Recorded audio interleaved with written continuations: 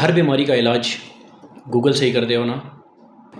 ایک گولی اور آئی سی یو ایسا ہی ہے.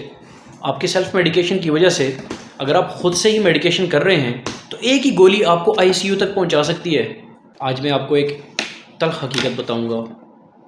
پاکستان کا المیہ ہے 70% تک لوگ سیلف میڈیکیشن کرتے ہیں.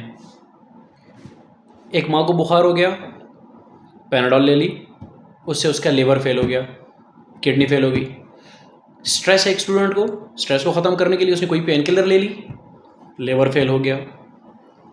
بخار ہے، پیناڈول لے لو. کھانسی ہے، کوئی بھی اینٹی بائیوٹک لے لو. یہ کہانیاں نہیں ہیں، یہ حقیقت ہے. پاکستان میں یہ سب ہوتا ہے. زندگی ایک ہی باری ملنی ہے، اس کی قدر کریں. سیلف میڈیکیشن سے بچیں. سیلف میڈیکیشن کا سب سے بڑا نقصان کہ اگر آپ کو کوئی بیماری ہے اور آپ ڈاکٹر کے پاس نہیں جاتے، خود ہی سے سیلف میڈیکیشن کرتے ہیں تو آپ کی باڈی ریزسٹنس کریٹ کر جاتی ہے. نیکسٹ ٹائم آپ کو کبھی کی ڈیزیز ہو اور آپ نے کبھی ٹھیک بھی میڈیسن لے لی تو وہ ایکٹ نہیں کرے گی، کیونکہ آپ کی باڈی ریزسٹنٹ ہو چکی ہے. لہٰذا آپ ڈاکٹر کو رجوع کریں. ڈاکٹر کے پاس جانا مشکل نہیں ہے، لیکن اپنی زندگی کے ساتھ کھیلنا بہت بڑی بیوقوفی ہے. لہٰذا ڈاکٹر کو رجوع کریں، سیلف میڈیکیشن سے بچیں.